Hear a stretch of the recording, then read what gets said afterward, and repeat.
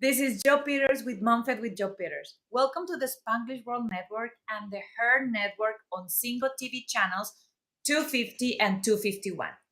Please remember to download the Single TV app in the respective app stores, iOS and Android devices.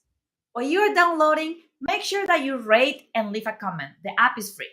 Single TV is available in Google Chromecast, Amazon Fire, Fire TV Stick, Roku, and Roku Stick in all TV smart TVs since 2016. If you want to follow us, please go and follow us in all our social media handles in the bottom. And you are today up for a treat because we are going to be talking about showing up like ourselves in motherhood. I am super excited to have Tammie here with us. Hi, Tammie. Tammie is going to navigate through this show time into how to not feel guilty when we take time for ourselves, for exercise, for working in our business, or even having me time. And I will tell you a fun story that just happened yesterday that I was preparing for the show and I realized something about that. That Tammie is a creative entrepreneur, life coach, and host of the Show Up Society podcast. She takes what she learned from owning her stationary business and coaching runners for over 13 years and use those skills to help her clients to show up for themselves and their biggest goals. She helps people removing the blocks that are keeping them stuck so they can achieve their goals with confidence and fun. Tammie loves teaching others how to create and keep a tiny daily habit so they can achieve their goals from the incremental improvements every day. So, Tammie, welcome. Thank you for being here with us. I'm super excited to be having this conversation with you. And let's gonna start just with you sharing a little bit about your story, who you are, and why you decide to have that call about helping moms to show up for themselves. Yeah, thank you for having me, Joe. This is gonna be fun. So yeah, I have 3 teenagers now, but a long, long time ago, I was a stay-at-home mom and I had kids and I struggled to find time for myself. I was a competitive runner in high school and in college, and I wanted to get back to running, but I didn't know how to do it when I had a little baby at home and no childcare. So it became really important to me to find ways to exercise even though I had kids. And so, it took me a few years, but I figured it out. And then I became a coach for other moms to do fitness um, when they didn't have childcare. So they brought their babies to the fitness class and we did it with the babies in the stroller. And we would, do some bicep curls and then sing a song to the babies. And we made it work. And it just was really important to me to show moms that you can do both. You can be fit, you can do things for yourself while you're being a good mom. Absolutely. I love that because I will tell you the story. I was preparing for the show, reading about you, and so I have my nanny here with me and taking care of my baby Hmm. every day. And then yesterday I did Zumba while she was here. And then when I was preparing the evening for the show, I was like, oh, it just hit me that all these months I'm not being feeling comfortable using some of the time that I have with her in the house for me to work out because it's not Hmm. right, right? She's here, I should be just working and producing. It's not Right. about like how I can just use the time that I'm putting her to choke my baby to work out. And then it was a blow moment because I was like, what the heck, Joe? If you have Yeah. time and she's here, absolutely she can get it. So if not, you will go to that point. So it's interesting how we all carry some of these guilt and some of these beliefs of what motherhood should be and how we should show up for ourselves versus our kids. Yeah. I think we're even taught, even little girls, like when we're 3 years old, we give them baby dolls and say, "Oh, take care of the baby. Oh, the baby's crying. You better change a diaper." We teach girls even from that young age that we are caretakers, that we have to make sure that everybody around us is taken care of. And yes, that's true, but that doesn't mean that you forget to take care of yourself too, right? And so I think sometimes we just lose focus. We just look outwards at the people around us and try to help them, and we forget to look at us and say, we need things too. So yeah, that's Absolutely. Go ahead. I'm sorry, go ahead. I was actually seeing a video of J Lo Mhm, talking about that and talking about how is almost and then talking about situation and culture and generations, right? For 2 3 generations ago, the only job that they were allowed to have was being a mom and being a household. Like 60 years ago, 100 years ago, 200 years ago. So because of that, generationally is being almost like whereas a badge of honor, like as much as I sacrifice for the family, as much as I do for the family, as much mhm. as I give everything that I have from the family, as better job I am doing. And sometimes I feel that as we start evolving, we fail at evolving that concept with us, and we are still stuck in that concept from 200 years ago, where that was the reason and the purpose of life of many of the females, when now our role is different. And I will, being a feminist, I will even say that even then, taking care of their family should never mean that they were the last one. They were the last one. Like, I will tell you a secret, and I hope that my mother-in-law is not watching this live. She It drives me crazy when my mother-in-law is always the last one to sit down to eat. I'm like, come on. Yeah, And she's like, start eating. And I'm like, no, we're going to eat as a family. So why we have that in the brain that we are the last one to eat, that we are the last one to take care of, that everybody else get ready and get a shower and we just go in our sweatpants without a shower. So it's so true. And, you're right, like, our world is changing, but our mothers, grandmothers, aunties, they haven't changed yet. So it's funny, a lot of the clients that I work with, they're feeling that pull. So they are younger, like a more, current generation, and they're knowing that it's okay to work on their business or work on themselves and be a mom, but they have mothers or aunties or cousins or family members that live with them or live near them that are giving them a hard time for doing things for themselves or doing things out of the household. So they have this pull where they're like, all of the elders that they were supposed to respect are telling them like, you should only be doing mom stuff and you shouldn't be doing this for yourself. That's selfish. But they live in this current generation where they think that's okay and that we're supposed to be doing stuff. And so it's really hard to kind of to teach the ones that came before us that this is okay. absolutely. And let's gonna start with that because I have one thing that blow my mind on the pre information with you. But let's gonna start with that. For these new moms, for our audience, these are pregnant moms, moms to be, and moms in the first 12 to 18 months. So they are dealing with all the hormones, with sometimes being first time mom, doing things for the first time. So, what are some of the things that they can do either preventively when they are pregnant or after they have their baby to start bringing on board some of these old generations? So, because the reality is, in my opinion, that is a very beautiful gift, right? Because they have a lot of the wisdom, a lot of the care, a lot of the love to be able to support us immensely, like it's supposed to, because we were never supposed to be doing motherhood alone. And at the same time, have clear, healthy boundaries to tell them, hey, these are my self-care, my self-love boundaries that are non-negotiable. And that doesn't mean that I don't need your help, because sometimes they get hurt, right? They're like, oh well, Right. if you know everything, then I'm not going to help on anything, and you just call me when you need me. So Mhm. how these mamas that are watching us can have that perfect balance and still have the support and the help that they need from their aunties and their moms and their grandmas, and explain them and take them on board on this new way of thrive as moms. Yeah, that's such a good question. And I think the tricky thing about boundaries is that we think that a boundary is to change someone else's behavior, but a boundary is really just to say how we're going to act. So we can say to our mom, Mom, I am going to have an hour a day where I go exercise. If you could help with the kids, that would be great. Thank you. And the mom could get mad and you can set this boundary with them, but you're not going to change mom's behavior. You can only control you. And so if you just kind of let go of wanting your mom to agree with you or think the same thing, then you can say, okay, mom thinks this way, I think this way, and it's okay that we're different.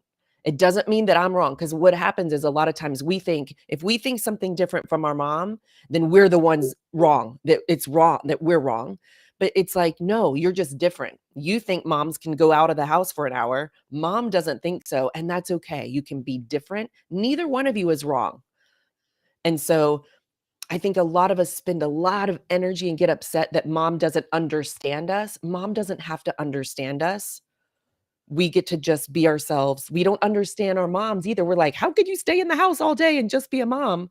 But we can let her be her and have her own beliefs. And we can let us be us, and we can still love each other and be there for each other without having to change each other. That is amazing and so true. Actually, I was working with some of my coaching group females and moms about that and boundaries, right? Because I completely agree with you. When we talk about boundaries, and that is why it's so hard to put boundaries, because we put the boundary, or they teach to put the boundary, or we assume the boundary is just telling others what they are not allowed to do, what we are not accepting them to do, what. So it's all like, this is what, I'm not accepting you to do this or that. And like you were saying, that is just you trying to change them, versus you saying, hey, if you do that, this is how I'm gonna react. If you do that, like for example, on the conversation with mom being upset, it's just saying, not only accepting that she's going to get upset, but say, mom, if you are going to get upset every time that I ask you to help with the kids because I need to take care of me working out, then I'm going to stop asking you and I'm going to find somebody else. And that is a healthy boundary that give mom an option of choosing. And then again, we don't try to fix her. So I love it. Tammie, there is something that blew my mind. And with your permission, I think that I'm going to use this in my next coaching call. Okay. Because your point on, you don't have to fill your cup just so you can give to others. Yes. Because that is the most common thing that we use as females to excuse ourselves for taking Yes. care of us. So it's like,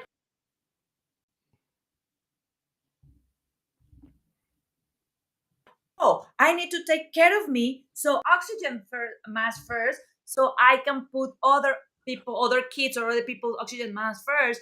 And then after that blow mind statement, you put, you can fill your cup just because you're an amazing human who deserve to do things for yourself and deserve to have a full cup. And that blow my mind, because I have a very clear image in my head of how crazy it is to have a mug of coffee that we are pouring, but at the same time we have a little Yes. hole going out. So yeah, we are pouring in the cup and filling the cup, and the cup is constantly leaking out on the other way. That is what we were doing in the first part that you were saying, is we are filling it so we can give to others, Right. versus catch that, fill the cup just because you want to have a cup, a warm, nice cup feel, and then after that decide if you want to share some of that or not. So I was gonna talk a little bit about that, because that was like, absolutely, I was absolutely in love with that concept. Yeah, it's so funny that you picked up the cup, because that's how I explain it to people too. I'm like, "You're just filling it so it can just empty right out to someone else." But, we know it's important for people to have full cups, right? That's why we're always trying to help fill their cup, but we're forgetting like, "Wait, I'm a people too that gets to have a full cup too." And so, um, I just kind of thought of that one day and I'm like, "Wait a minute. Why are we filling our cup so that we can fill others? What if we just fill it for ourselves?" And this is the thing. This is what I teach a lot too. It's not a selfish thing to wanna have a full cup, because what it means is if we are feeling, rejuvenated, and if we're feeling like we've given ourselves what we need, then we want to show up and give love to other people, and it doesn't drain us because 'cause we've already fed ourselves. And so, yes, we still might end up giving people more, if we want to, but it's coming from this place where we're so full that we're like, I want to give you some because I have so much, right? Instead of like, oh, I got to fill it up because so much of it's draining out. It's a really different energy and it feels good. It feels almost more like loving. when you filled your cup up and then you decide to help fill others, it feels more loving instead of more like obligation, like I have to help fill their cup. And when you were talking, I was even thinking of the analogy of the cup. It would be different if the cup had a hole that, because if the cup has a hole and you stop filling, then the quantity is going to start going low until you get empty. That is what happened with us mamas. We get our cup empty, and then we get burnout, and then we get resentment, and all those other cascadings. Versus, like you were saying, is filling the cup and give only when your cup is full, and then overflowing. Yes. So what you are giving is not your cup; is the excess that is overflowing for your cup. In that way, your cup will never be empty. So I love, love, It's so love that. good. Yeah, so good. Tammie, one other thing that I love, and I have the feeling that this is going to be the beginning of a very nice relationship between you and me, because I think that we are very aligned in a lot of things. Other thing that I think that is important, and I would love to hear your input and your input, especially on how early we can do this and how we can accomplish it, is why is important to show our kids, our children, that it's okay to create time for the things that we care about. Yeah, I think, we can talk to our kids all we want, and some of that goes in, but I think they learn so much from seeing how we actually do things, like actions speak louder than words. And so think about your kids when they're growing up. Don't you want them to have time of their own to do their own interest? Like if your kid ends up wanting to play piano, don't you want them to be able to play piano or dance or do whatever? But if we're teaching them that doing your own thing isn't important, then they're not going to make it important for themselves. And so I think it's important. I mean, even when they're a tiny, tiny baby, I think it's important to show like, I'm not going to be here every second of every day next to you. Sometimes I have to go to the bathroom. I mean, that's when it starts, right? Because I mean, when my kids were little, they followed me to the bathroom. I couldn't do anything. But it's important to say, this, I'm going to be alone for just a minute and I'll be right back, to teach them, one, that you still love them and you can do something for yourself at the same time, but to also just show that it is important for you to have your own thing. Even with my husband and my relationship, we have our own interests. We separate, during the day, we do our own thing and then we come back together and tell each other about it. And that's just a beautiful thing. And that shows our kids like, hey, you get to step away from whatever relationship you're in. If you're a family, a romantic partner, whatever, you can step away from that and do your own thing, and then you can come back and you'll have stuff to tell each other about, and it will be really beautiful and you can connect. So just showing them by example, I think, is so important. And that is powerful and important because, like you were saying, an action is worth 1,000 words. And we can tell them as much as we want that, if, especially, and then this is the part that I want to hear your feedback as well, because you start with this on baby girls. Mhm. Also how different is for girls and boys, because also even when it's important to do it for both of them, I consider, and I want to love to hear your opinion, that is even more critical for a mom to model for baby girls. Because even if you are, even the boy is going to learn too, but the boy will also have the role model of, I'm a boy like that, or like grandpa. So they are going to also have that balance of seeing men taking care of themselves and saying, hey, I'm going hunting and I don't care how many plans you have, I'm out of gun hunting. Or now in the World Cup, I'm Right. in the World Cup, I don't care how many things you have, don't come with me. Actually, I was in Right. a video of a guy that was saying like, I'm canceled, I'm Right. closed, I'm closed for business, I don't want to.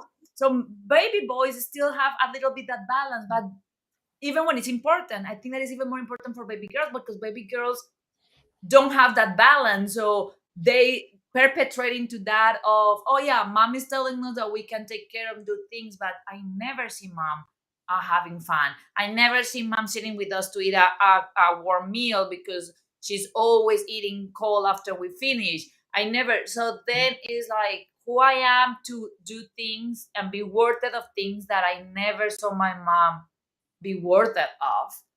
Yes. And so I think that that is fascinating. And one thing that I want to ask you is how early we can start doing that building of their mindset around this for both boys and girls, and then how we can do it. What are some of the tips that you can share with the moms on how they can start reinforcing those behaviors with their children, with their babies, with their toddlers?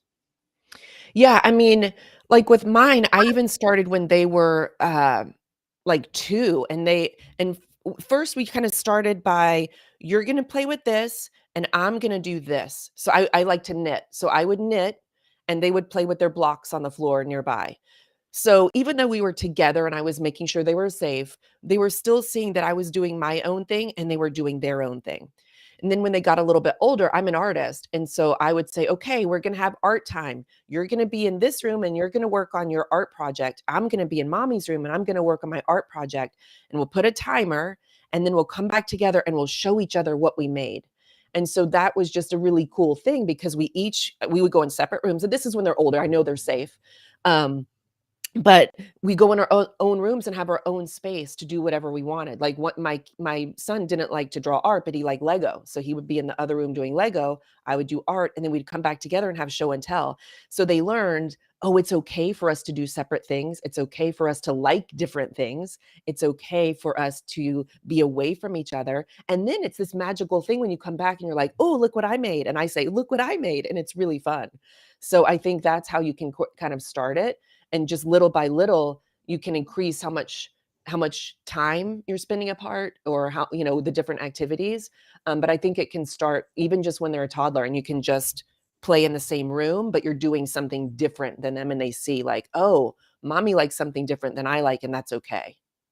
And I love how you are cycle back into the sharing at the end. So it's Hmm. not only it's okay for us to have different tastes, different preference, different things that we like, but also is reinforcing the behavior of that doesn't mean that we cannot still connect and enjoy each other. So it's also create that part of that diversity of that difference are okay, and what is different is not wrong, it's just different. So I love how you say, okay, we are going to separate and do what we love, and at the end we are going to come back and share with each other that part. So I really love that.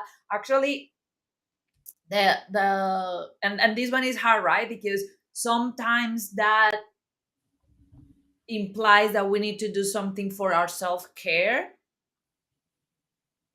that hurt a little bit our mama heart. Like I'll give you an example with me and my toddler. My toddler is 16 months and he's still a very low sleep need, so he wake up a lot. So I'm still very sleep deprived.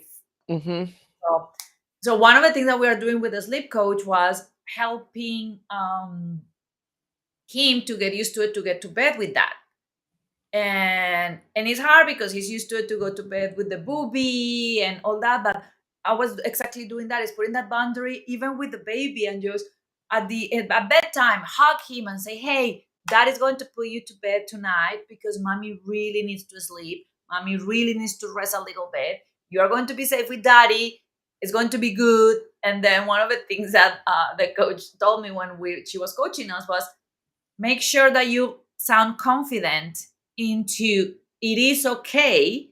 And I was thinking about you getting to different rooms, that it is okay, because if you are saying it but you are saying it like not sure, like you can go and play with the legos and I will do the art, or you can go with that and I will go to the other room, the kids are going to be like, she doesn't feel that confident, she Yes. she's not sure about this crap, if she's not sure, I'm not on board either. So it's very important that we also really trust and believe what we are saying. And then sometimes that we know what you are saying, that we need to fill our cup.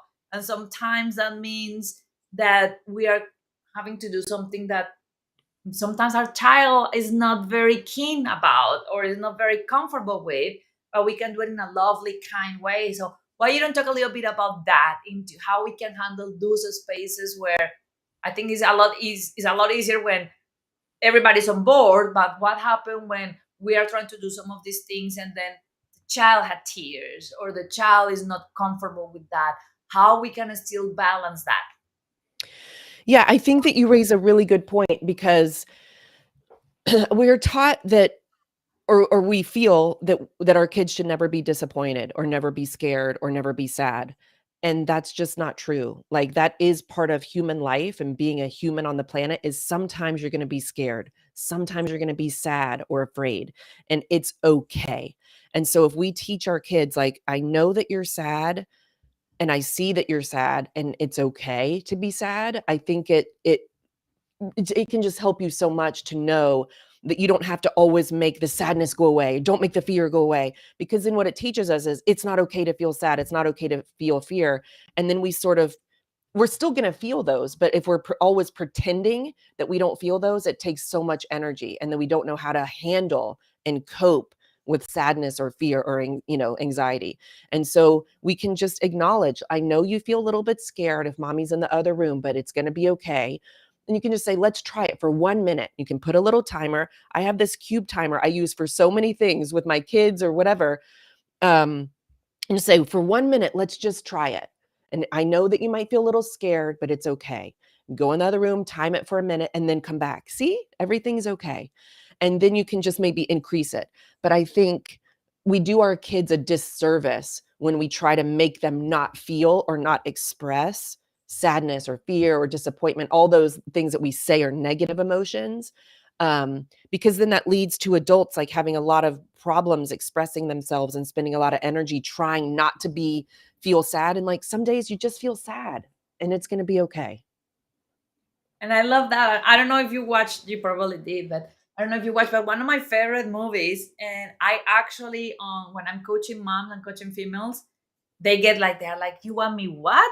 And like, I want you to watch that Disney movie. It's a cartoon movie. I love a movie that's called Inside Out. Inside Yep. Out.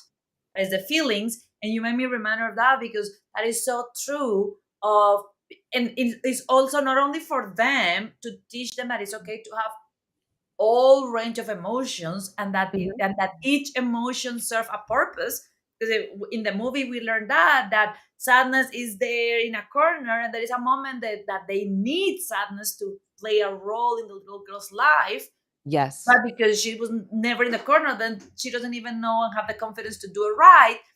And also for us as moms to feel empowered to fill our cup, because then we are allow ourselves to feel all the emotions and don't feel guilty about those emotions. And some of those emotions that we fight so much because we are labeling as not good emotions are actually the signals for us as moms of time out, slow down, you need to fill your cup, slow down, time out, Yeah. you need to have some time for you. So how we can use those emotions to feed us and help us to navigate, versus what you were saying, work on tapping them down. And I truly believe, and that's how I coach a lot of females, is a lot of what the emotional eating happen when we start actually trying to find, and a lot of addictions, addiction of Yep. shopping, addiction to so many things, because we are trying to avoid those emotions.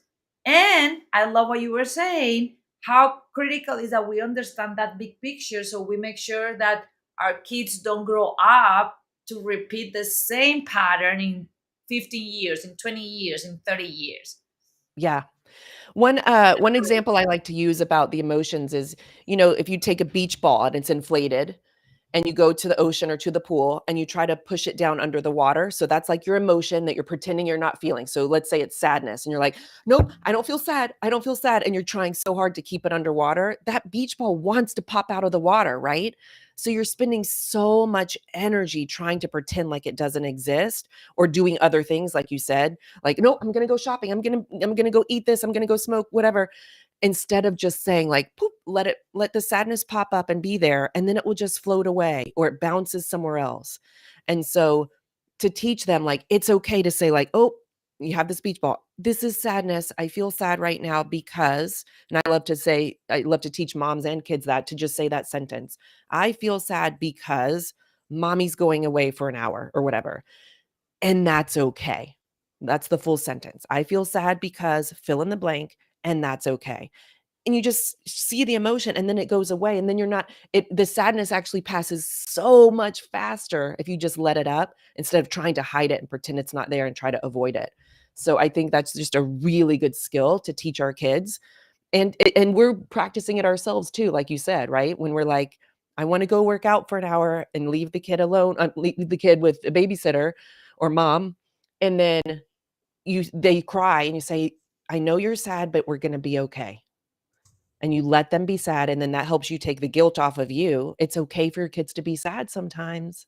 And then you go work out, and then you come home and you have a great experience with your kid because you've just filled your cup. They're okay, and it's all fine. Absolutely. I love, love, love that. And talking about that, this one is going to be one of those that is not a very popular topic, but we are going Good, to let's go. because, and this is part of that generational baggage that I think that carries, and that Mhm. is for so many generations and decades, we are being the excuse of our moms not pursuing their dreams, of our moms not doing what they want to do. So it's all that sacrifice of I sacrifice my dream, I sacrifice what I want to do, I sacrifice this. So it's very very interesting when I was reading from preparing for this on your topics, how you actually share with your moms your kids don't want to be that excuse.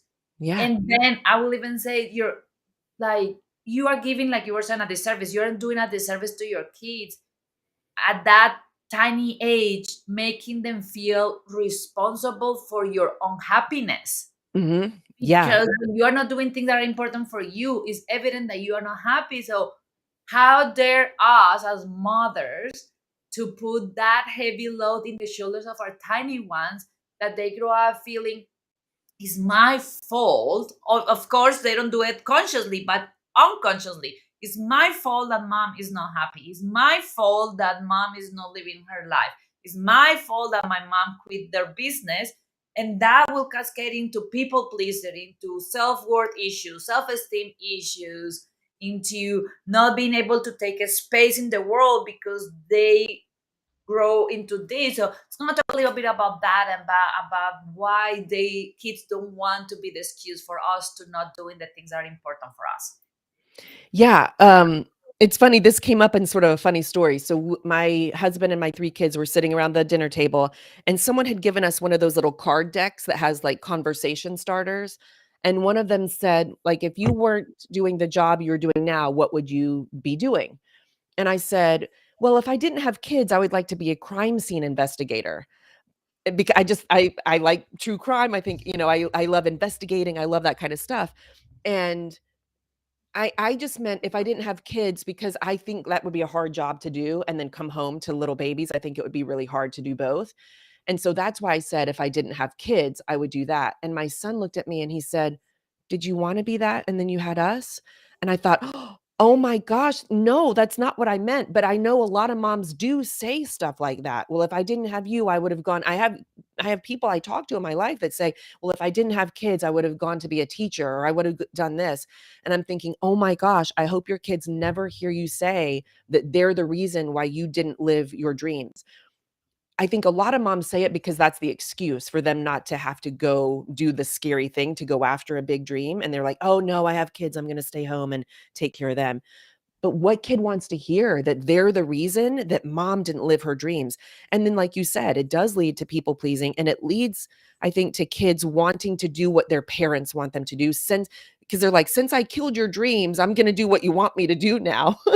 Right? And it's like, most of the time, kids don't wanna do the job or profession or career that their parents wish they would do, right? Most of the time, it's a different thing. And then we just make it mean that if we want something different than our parents want for us, then we must be the wrong ones and that we should do what they want us to do.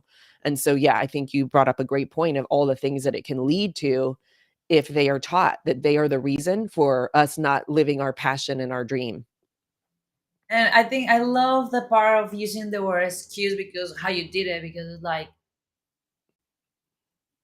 you are using your kids as an excuse for Right. not being brave enough to do the uncomfortable thing. And it's funny because that is something that is so common, right? Even I'm big into gentle parenting and attachment parenting.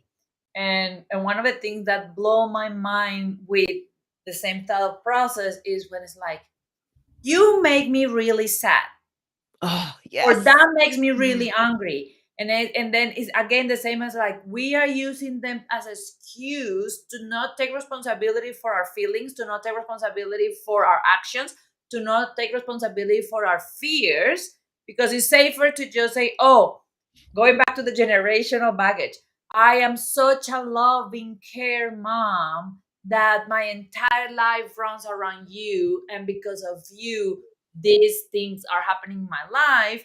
And we sometimes forget that we are the adult, not them. We are the ones that need to be wearing the big girl pants, not them. We are the ones that need to be dealing with some of that fear and scare. And I know that consciously there is not one single mom that want to push all that to their kids, but unconsciously that is what we are doing when we talk about those things, when we, like you say, when we say things like that in front of our kids, when we make our kids responsible for our feelings. Yes. So I have 2 things to say about what you were just talking about. I had to write it down because 'cause I'm like, "I have to talk about this." So the first thing is when we use our kids as an excuse not to go live our dreams or go after a goal, I love to remind moms about the word "and." You can be a mom and go work out. You can be a mom and start your own cupcake business. It's not one or the other, and I think so many times as humans think either or instead of and. So I love to just remind the moms, and I mean, even with people, you can have gratitude and want to do more. You can do both. And so I just wanted to say that about like they're not the reason, they can be an and. I have kids and I do this other thing. And then the other really big thing that you talked about was how we think that people are responsible for our emotions. And this is, I think, probably what I work on with people the most is us feeling, especially women, especially moms, feeling responsible for other people's sadness or whatever. And it's actually, we can't go into their brain and wire the things together to make them feel an emotion. We just can't. We can't make somebody feel something. The way they interpret it and what they make it mean can make them feel happy or sad about it. And so I just love teaching people, like you said, we are not responsible for other people's feelings and they are not responsible for ours. So if our kid, wants to throw a fit in the middle of the grocery store, we get to decide how to feel about that. We could be angry, we could be embarrassed, we could say, "Oh, that's okay, honey. I understand you're upset."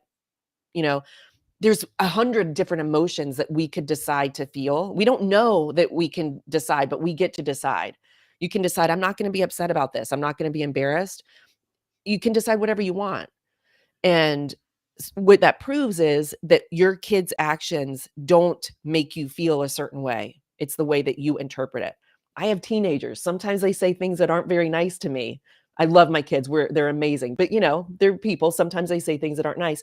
I get to decide if I'm going to be hurt about that, or sometimes I just tell myself they have a lot of hormone things going on. This isn't about me. They're going to say their thing and it's okay. I'm not going to be upset. I'm not going to take it personally. So I get to have that moment where I consciously choose how I'm gonna feel about what they said, instead of thinking like, "Oh, they said that, so of course I'm mad. They made me mad." That's not true. And what that does when we tell these kids, like, "You made mommy sad. You made that kid on the playground feel upset." It's not true, but what it teaches us is then we're responsible for everyone else's feelings. And then it turns into this giant people-pleasing monster where we think, "Oh, I'm the one that made them sad. I shouldn't do that anymore." And we start to quiet ourselves and not speak our own truth because we're so terrified that we're gonna hurt somebody else's feelings. But it's not.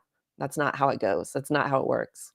Actually, I was hearing a video of another female talking about this and makes so much sense. And that is, we are so much not responsible for other people's feelings that if I say exactly the same that make you sad in Spanish, You will not be Yes. sad. Yes, that's so good, Joe. Yeah. It's the same exact. I can give you exactly the same paragraph in English, and you're going to be like, "Oh, you hurt my feelings a lot," and then I can just say it exactly the same in Spanish, and you're going to be like, "Okay, This is cool." assuming I don't know Spanish, but yeah. Yeah, But assuming that yes, you don't know Spanish. but But that's then such that a good shows point. that is not what we said. Is like you were saying, the interpretation that the person that is receiving is having is what create their feelings.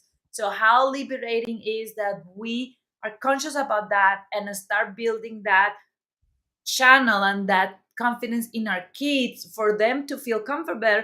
Actually, I have a very fun story of a 4 or 5 year old girl that her mom was doing a lot of this work, and then grandma came and want a kiss, and and then mom told the girl that it was okay to choose if you don't want to give kisses to people, like it's Yeah. your body.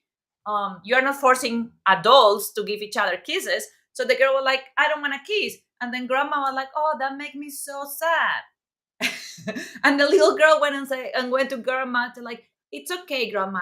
You can feel that, but I didn't make you sad. You choose to be sad, and that's okay, grandma. You can be sad. And in her little innocence 4 year old went to play because for her was so part of the norm, validate other people's feelings without taking responsibility for them and reflect to grandma like at that short age, this is my boundary.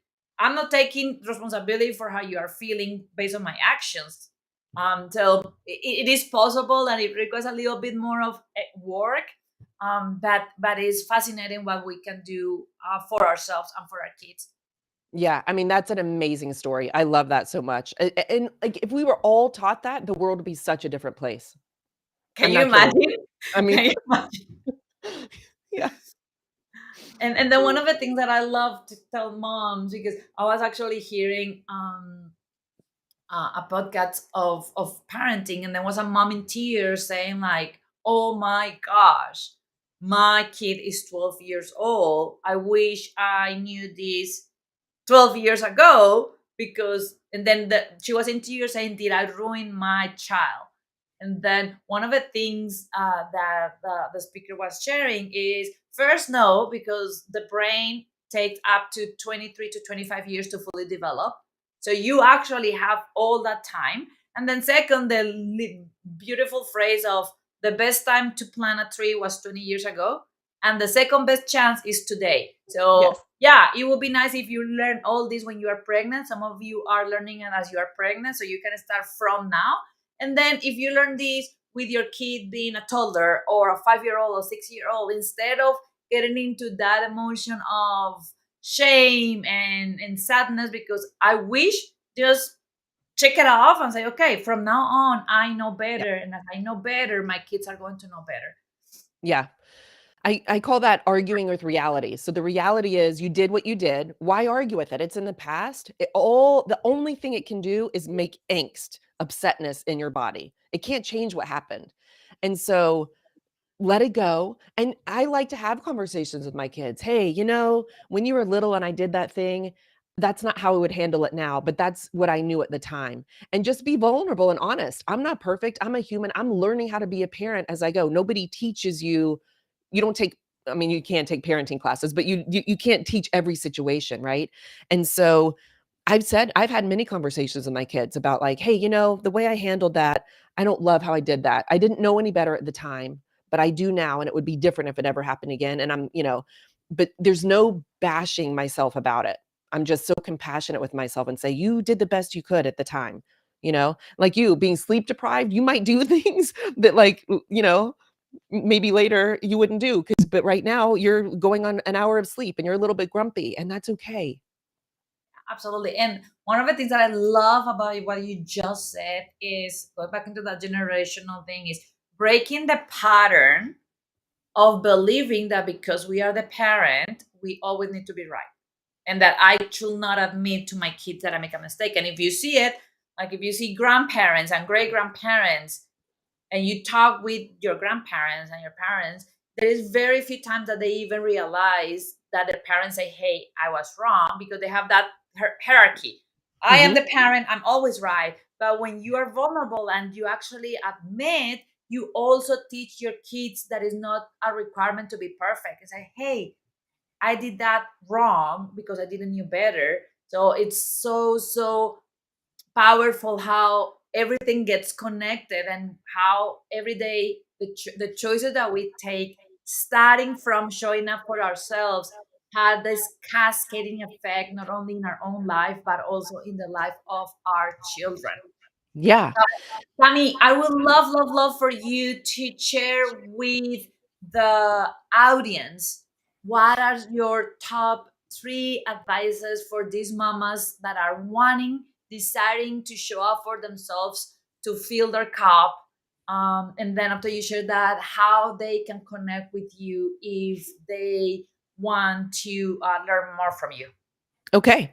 Um, I'll just kind of recap a couple things that we said.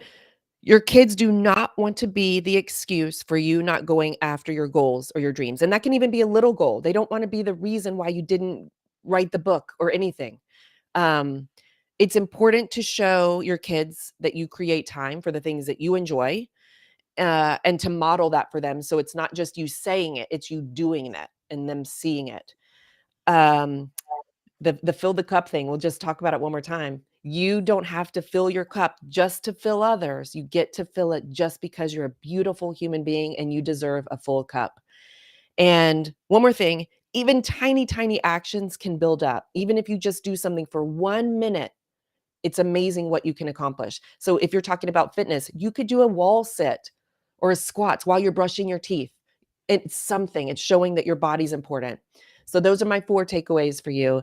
And yeah, I would love for you to go follow me on Instagram at Show Up Society. That's how you can connect with me. If you have any questions about what we talked about today, or just want to talk about how cool Joe is, then you find me on yeah, on Instagram at Show Up Society. I love hanging out with people there. So it is at Show Up Society in Instagram, and I love your brief takeaway, the 4 points, and the last one is the I think one of the best ways to close this show around showing up, because you were talking about this early in the show, is that all or nothing mentality of, if I cannot go to the gym for 45 minutes an hour, then I cannot work out. And then that becomes also an excuse of, well, I don't have an hour of my day, so I cannot be healthy. If I cannot eat fully organic and whole foods, then I have to eat McDonald's. And instead of that, is I love how you're closing that for all the mamas. So please remember, show up society. What Tammie's saying is, it doesn't have to be a big step. It can be a tiny little increment while you are washing your teeth, like she was saying, while you are making the laundry. It's not about how big it is. It's about, and I think that you agree with this, it's about how consistent you are day after day, what is going to start building that momentum. Yeah. Tammie, thank you so much. It was such a pleasure talking with you. You are an ocean of knowledge. I can see how much you care and love what you are doing, and how deep is your mission to actually create that. Um, I like to say, if you spot it, you got it. So Joe, if you're seeing that in me, you have it too. I mean, you really do. Thank you. But it was very inspiring, and it was very empowering to see other moms out there being the beacon of light, saying, hey, it doesn't have to be this way, it can be different, and then together we can change it, not only for ourselves but for our kids and the next generation. So it is almost like, I almost feel that we are all holding hands, saying, okay, all this crap stays behind Yes. us, and we are not Right. allowing this to come after with our future generations. Tammie, thank you so much. It was such a pleasure. For everybody else, please remember, at Show Up Society in Instagram. Go and follow her, send her love, share your insights, your takeaways, your aha moments from this show. And also remember that you can hear the Spanglish Radio Network in spanglishworld.ca for all news and programming. Spanglish World. Watch it, hear it, read it, download it, and leave it.